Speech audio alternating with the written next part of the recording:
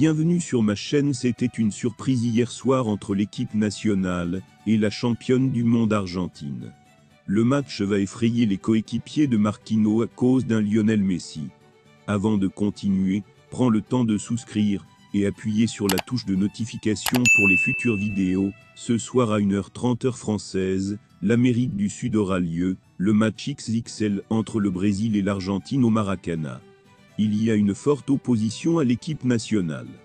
Canarina, 5e sud-américain qualifié pour la Coupe du Monde 2026 avec 7 points, est en lice pour les places aux États-Unis, au Canada et au Mexique.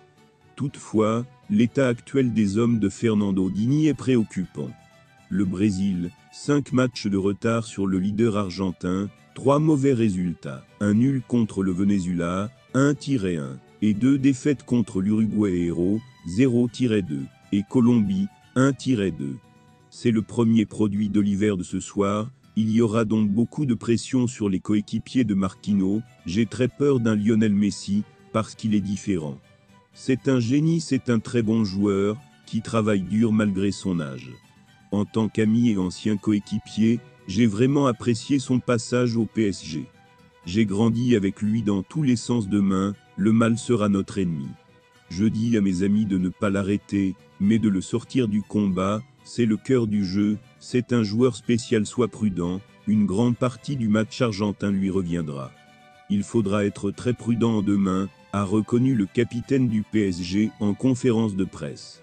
C'est une déclaration très prudente de Dini. En plus de diriger Messi, Neymar, Vinicius Junior et Casemiro devraient rester sans blessure. Cela dépend de notre compréhension, de l'unité de l'équipe, que nous aidions, ou non le match à progresser. Traiter avec Messi est quelque chose de différent et quelque chose dont il faut s'inquiéter. On ne peut pas s'inquiéter pour un tel joueur, avec sa capacité de prise de décision. Nous, et jouer, il ne faut pas hésiter à montrer nos propres qualités tout en essayant de développer leurs compétences et leurs qualités. C'est un défi très difficile, c'est un jeu qui a fait vibrer tous les fans de foot depuis 20 ans.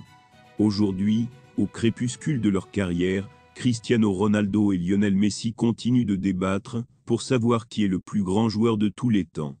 Malgré le fait que la Pulga ait remporté la Coupe du Monde et son 8e titre de volleyball, le seul trophée perdu, il y a encore des arguments pour le Portugais, qui lui fait confiance.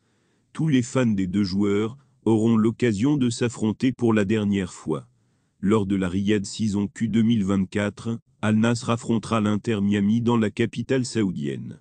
La bataille finale entre les deux joueurs célèbres aura lieu en février prochain.